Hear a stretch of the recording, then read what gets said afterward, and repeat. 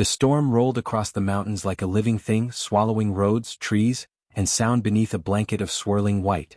Snow lashed sideways under a sky the color of steel, and visibility along the old Red Ridge Highway had dropped to almost nothing. Most drivers had turned back hours ago. But Daniel Cross kept moving forward. The former Navy SEAL drove with steady hands and quiet focus, his truck crawling along the icy road as wind rocked the frame. He had spent years in places where hesitation cost lives, and winter in Colorado felt almost gentle compared to that. Still, tonight something felt different. The storm carried a strange weight, a tension he couldn't explain. As he rounded a bend near an abandoned railway line, a sound slipped through the roar of the wind. Faint. Broken. Not mechanical. Not natural either. Daniel slowed. There it was again. A cry. He pulled over, engine idling, and stepped into the storm. Snow bit into his face as he followed the sound toward the tracks half buried beneath drifts. Then he saw them. 3 tiny German Shepherd puppies lay tied together on the frozen rail. Rope cut into their fur, binding their legs and bodies so tightly they could barely move. Their muzzles were wrapped with cloth, their eyes covered. They trembled helplessly, pressed against one another for warmth. Daniel's breath left his chest in a hard rush. Then the ground vibrated. He turned. Through the veil of snow, far down the track, 2 red lights glowed like distant eyes. A freight train. Moving fast. Daniel's training snapped into place. Distance. Speed. Time. Not enough. He dropped to his knees beside the pups, pulling his knife free with numb fingers. The smallest puppy whimpered through the cloth as he sliced the first knot. The rope was stiff with ice, fighting every cut. The train horn echoed through the valley. Closer now. Daniel worked faster, heart pounding, hands steady despite the fear rising in his throat. 1 pup freed. Then another. He grabbed them, setting them in the snowbank beside the tracks. The final rope snapped apart just as the rails began to scream beneath the weight of the oncoming train. Daniel scooped the last puppy into his arms and threw himself off the tracks, rolling down the snowy embankment as the train thundered past. The blast of wind and steel shook the ground, spraying snow and ice over him, and the trembling pups clutched against his chest. For a moment he couldn't hear anything but the roar. Then silence rushed back in, broken only by 3 tiny, terrified whimpers. He pushed himself upright, heart hammering, and checked each pup quickly. Cold. Shaking.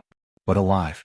He pulled off his jacket, wrapping all 3 inside and holding them close as he climbed back toward his truck. Inside the cab, warmth slowly returned. The puppies were only a few weeks old, their paws barely bigger than coins. Rope marks ringed their legs. One had a small cut across its muzzle where the cloth had rubbed too hard. Easy, Daniel murmured, voice low and steady, the way he'd once calmed frightened civilians overseas. You're safe now. The words hit him harder than he expected. Safe. It wasn't a word he often used for himself.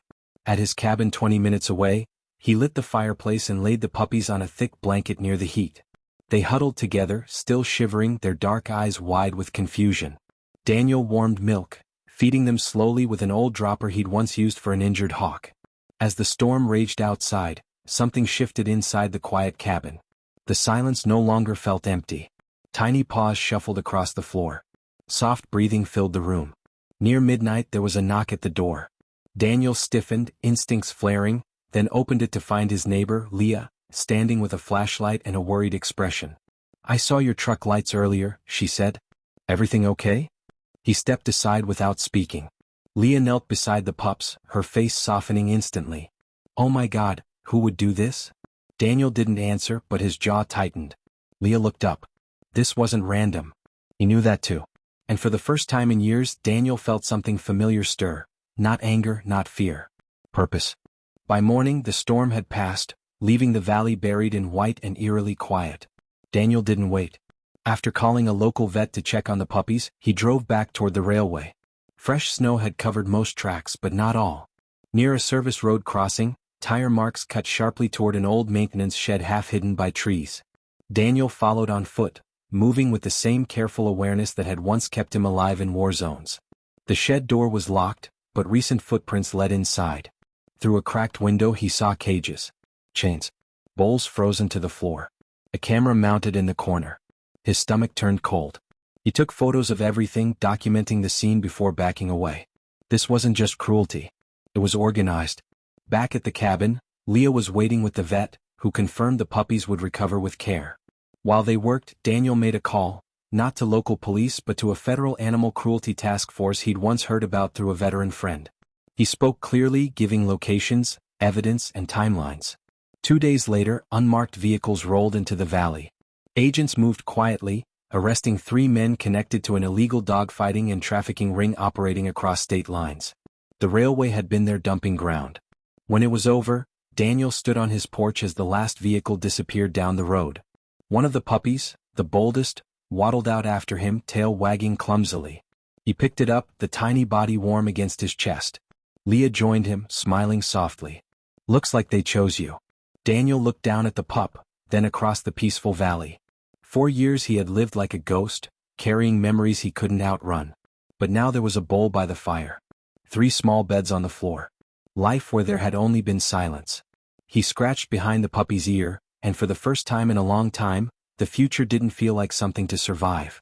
It felt like something to stay for.